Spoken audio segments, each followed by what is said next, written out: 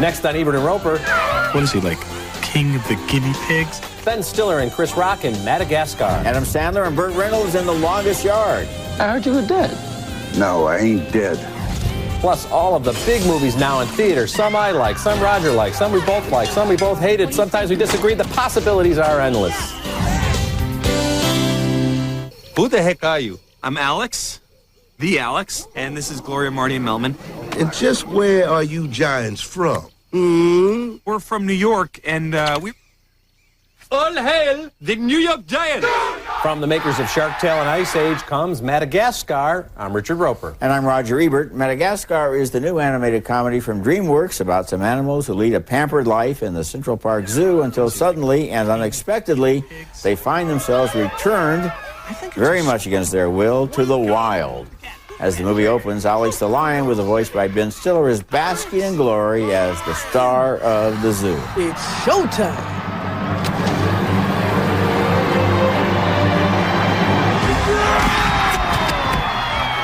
Marty the Zebra is voiced by Chris Rock. He has restless feet, but Melman the Giraffe, voiced by David Schwimmer, and Gloria the Hippo, voiced by Jada Pinkett Smith, like it just fine in the zoo. However, the penguins are planning an escape. Smile and wave. Kowalski, progress report. We're only 500 feet from the main sewer line. And the bad news? We've broken our last shovel. To Marty's delight and the puzzlement of his friends, they find themselves cratered up and on board a ship with the freedom-minded penguins. And swept overboard, they land in Madagascar, and the animals discover that most of the population is made up of easy-going lemurs. This is like a puppy party. I like to move it, move it. I like to move it, move it. Yeah, I like to move it. I like to move it, move it. I like to move it, move it. When you live in a suburb with lemurs, it makes you want to go into the big city at night. Madagascar is cute and sweet and ingratiating, but it's not entertaining at the level of Shrek or Finding Nemo or The Incredibles. It's more of an easygoing, whimsical movie about cute animals who spend a lot of time talking and aren't quite as fascinating as they think they are. The plot inevitably involves what the lion will eat when there isn't a zookeeper to feed him fresh steaks every day. Now, in the real world of the wild, animals eat each other. And when Marty the Zebra begins to look appetizing to Alex the Lion, the movie sidesteps actual cannibalism, but never quite knows how to make it all that funny. Marginal thumbs down. Yeah, thumbs down for me as well. It paints itself into a very bizarre corner because at first they're all friends, and then all of a sudden if they're going to revert to being more like real animals, how do you do that and make it funny? Well, you don't. That's the answer. I thought this was just competent, Roger. I mean, the animation is fine, but not great. The voiceover actors are okay, although I thought they didn't really do quite the level of like Mike Myers' Shrek or Eddie Murphy. I mean, they almost sound like they're reading bedtime stories to their kids, overdoing it. And it's just, there's some jokes aimed at adults, but I mean, you know, American Beauty jokes and Castaway jokes, references to movies from the late 90s. I mean, I guess they're for the grown-ups. They're just not that funny. I guess maybe they're not that funny. Get them, they're not that funny. Yeah. But on the other hand, if somebody like the South Park guys got a hold of this, and Marty actually got eaten by Alex, now I mean, can you imagine where this movie could go if it follows the logic of Returning to the Wild? So you'd like to see the no, I wouldn't like to see unrated director's cut of Madagascar on DVD someday. I'm thinking about it. I just can't control myself. It's just a slight film. I mean, you know, parents will probably end up getting it for their video collection. Okay for the video, babysit the kids. Yeah. Okay. Our next movie is The Longest Yard. This is a remake of the gritty and very funny Burt Reynolds vehicle from 1974.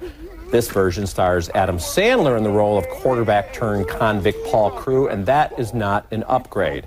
Now, somehow I believe Sandler is a hockey player turned gonzo golfer in Happy Gilmore, but here he looks, sounds, and acts nothing like an ex-jock.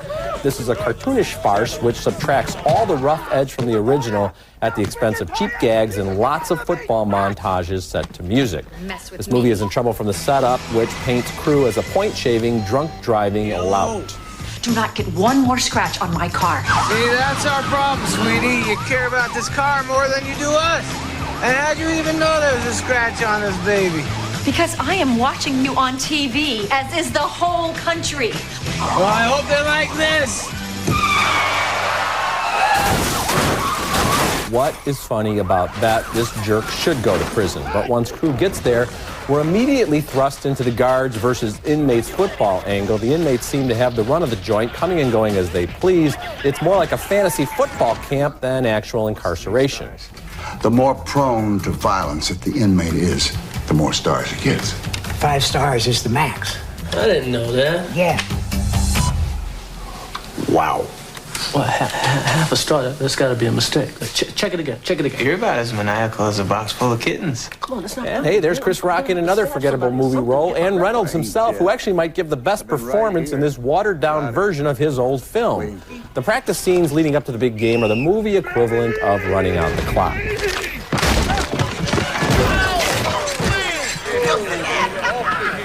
I think that's a 10.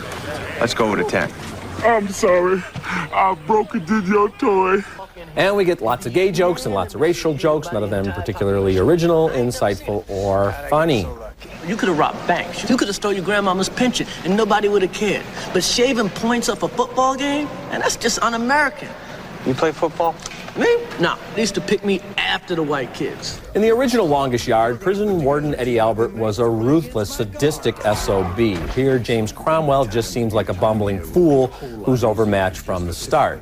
Now, as in the original, many of the inmates and guards are played by real former athletes. This time it's Brian Bosworth and Michael Irvin, among others, but everybody acts in a sitcom style that mirrors Sandler's lazy and broad rhythms. Adam Sandler has proved he can act in films such as Spanglish and Punch Drunk Love, but this time he really just seems to be phoning it in. There's not even much of the inspired, if often irritating, slapstick lunacy we got from some of his earlier comedies. The Longest Yard is a Division III imitation of the original. Thumbs way down for me. Thumbs marginally up for me.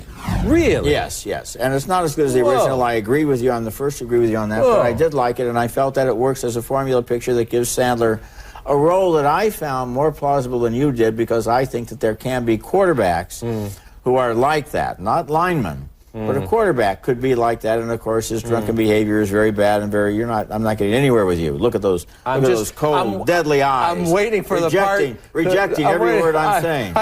I'm just amazed that you're recommending this film. I mean, Roger. Marginally recommending that. It's just fun. We get about six guys in the prison who are the same dumb kind of character. The convicts look kind of like they might be convicts. The game looks kind of like it might be a game. Convicts. You got cheerleaders who are making their own outfits. I don't know where they're getting the material from this. I mean, it traffics in the broadest type of comedy. Yes, it does. There's no attempt for any kind of real menace. You don't feel like this prison warden really is No, but it's not that kind of a movie. I'm not looking for a dark, menacing prison movie. So it's a wacky, lovable prison I'm looking for a wacky, lovable prison movie, and I found one. Coming up next, Darth Vader loses the Force in Star Wars Episode 3, Revenge of the Sith. Plus, we'll take a look at some of the biggest movies now in theaters. Okay, we've covered the 2 major films that opened in theaters this holiday weekend, so now Richard and I are going to go back and take a look at some of the other big films that are now in theaters. We're going to kick it off with Star Wars Episode 3, Revenge of the Sith.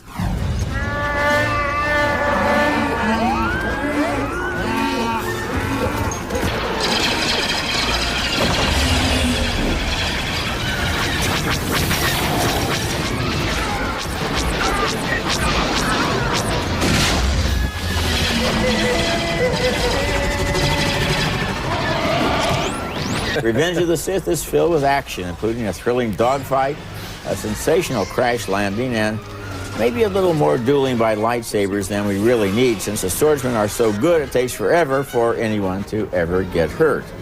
The weakness is in the dialogue, which is flat when it should be poetic and exciting. They seem to be working from a limited vocabulary of basic English. That would be a bigger problem if the characters spoke more, but they don't, except for Chancellor Palpatine, who is eloquent and snaky as he seduces Anakin over to the dark side. Thumbs up. Yeah, the Chancellor is the real villain in this chapter. Big thumbs up for me, Roger. And you're right about the dialogue. That's always been a weakness in these movies, I think. But that's a small part of this saga. I do like the action sequences a lot. And this movie has something I think that the most recent 2 had none of, and that's it has a heart. It really does. I mean, the Natalie Portman character, Padme, I mean, she's playing this as real drama. You're going down a path I can't follow.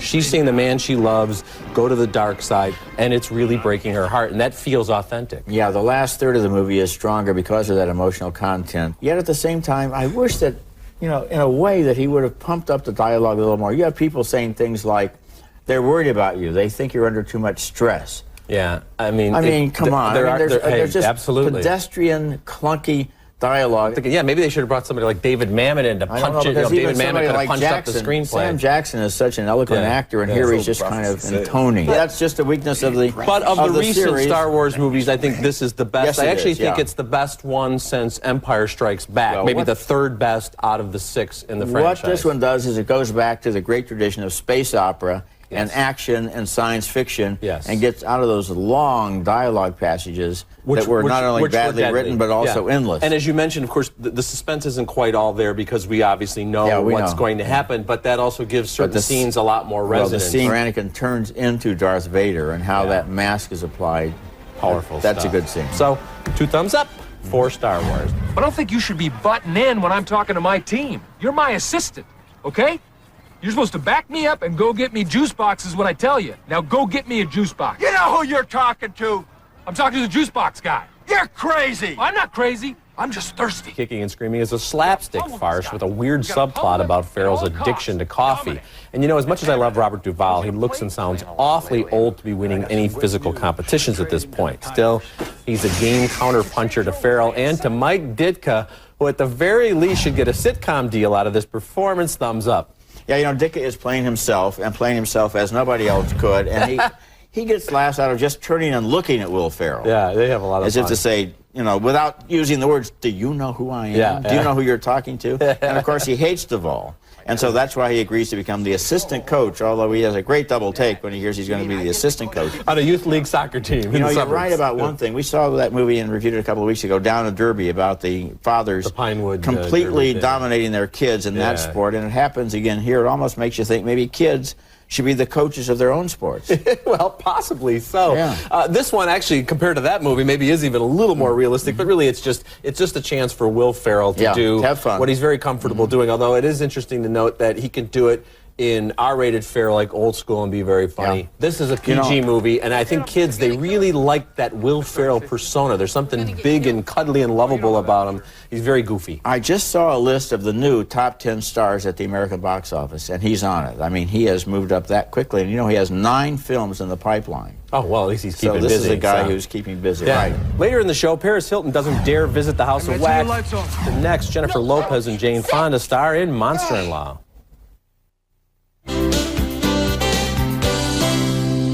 Continuing with this special show, Roger and I are looking back at the biggest movies now in theaters. Down you go. Go on. What's wrong with you? I don't want to hurt people anymore. Excuse me? Danny, that's what you do. You hurt people. Not anymore. What the hell's happened to you? In the middle of this intriguing conflict between good and evil, you have Jet Li and sensational martial arts sequences, but he's also convincing as Danny the dog, who ever since he was a baby has been taught one thing only, to obey this gangster.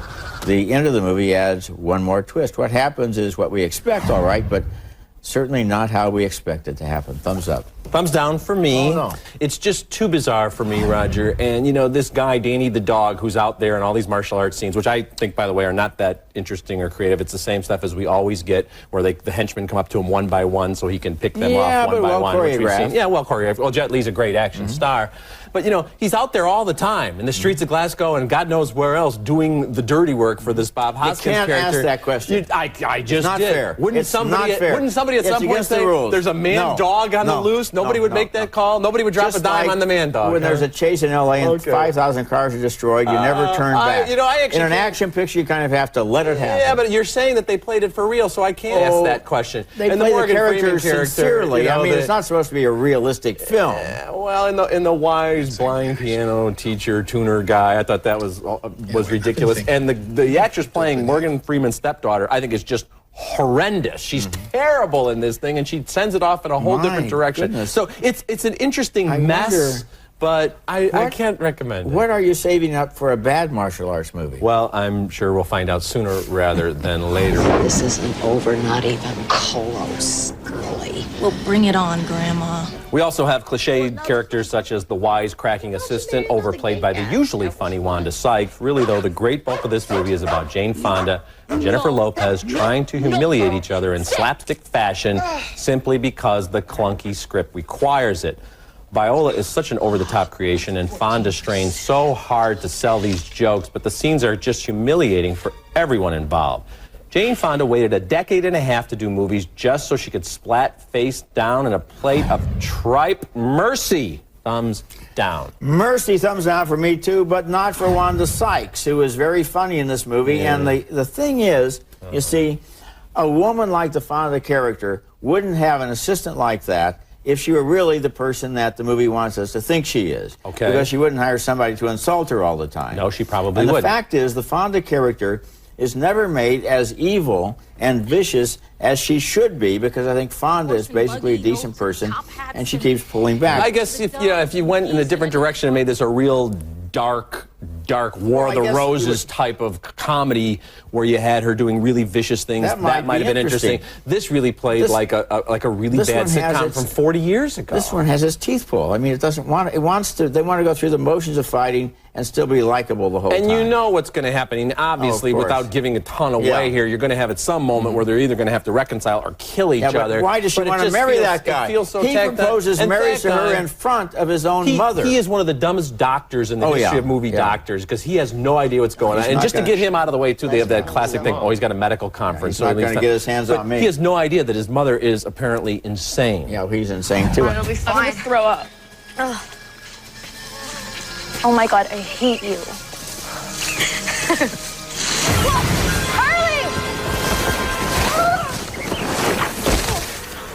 You know, Richard, I think it's a mistake in these modern horror movies when they try to explain everything with pop psychology about villains with child abuse in their background. I liked it better in the old movies, where Vincent Price covered people with wax simply because he enjoyed doing that. This version of House of Wax is like those dead teenager movies where everybody keeps making insane mistakes until they're mostly all dead. Paris Hilton is getting some bad reviews for this movie, but I say they're picking on her. She's perfectly adequate as a screaming blonde who runs around in red underwear. Wouldn't you agree? Well, the red underwear, that's a little overdressed for Paris Hilton compared to what we've seen her in other movies, but you're right, people are picking on her. She's fine as a secondary role. Chad Michael Murray and Alicia Cuthbert are the stars of this film, and I think they're excellent. Roger, I'm giving this movie thumbs up for a lot of the reasons that you were criticizing it. I think it knows it's having fun with the dead teenager genre, if you will, where the kids do all the stupidest things and they keep saying, you stay here, let's split up, and all that great stuff. It's kind of knowing about that. It may be.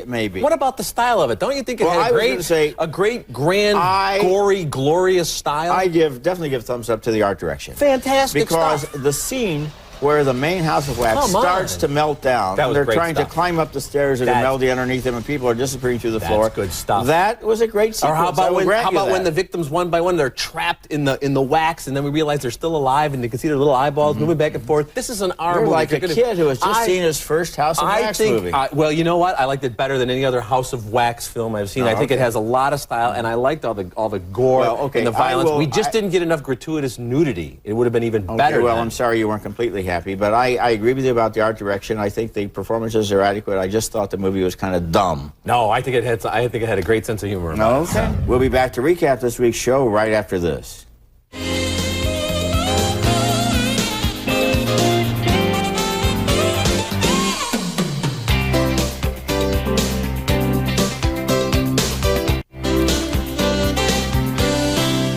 That room has some nifty little sinks you can wash up in, and look, free mints. This isn't a field trip, Melvin. Okay, recapping the movies on this week's show. 2 thumbs down for Madagascar. We split on The Longest Yard. Yeah, because I said it was terrible and you said it was worth seeing. Let's make sure we know where that split is coming from. I said it was marginally worth seeing, and it is. 2 thumbs up for Star Wars Episode 3, Revenge of the Sith.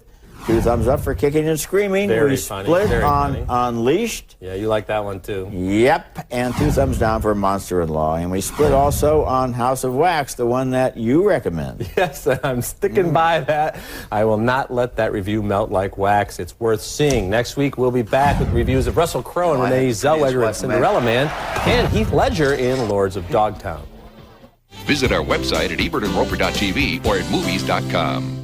Get ready for the 5th annual Ebert and Roeper Film Festival at Sea. Set sail to the Bahamas and Disney's private island, Castaway Cay, on a 4-night cruise aboard the Disney Wonder. Get an exclusive opportunity to meet America's most trusted film critics. Watch sneak peeks of films handpicked by Ebert and Roeper, followed by lively discussions. Plus, you'll meet a special surprise guest. It's a one-of-a-kind vacation experience. The 5th annual Ebert and Roeper Film Festival at Sea. Call your travel agent or Disney Cruise Line at 1-800-945-3806 today. Remember, you can hear all our recent reviews at ebertandroper.tv or at movies.com. You can read Richard's columns at suntimes.com and read my reviews at rogerebert.com. And until next week, the balcony is closed. You know, over the holiday weekend, I think Star Wars is a movie that actually the whole family can see. Yeah, you know, and Kicking and Screaming, too, for a family picture. Family friendly. Definitely.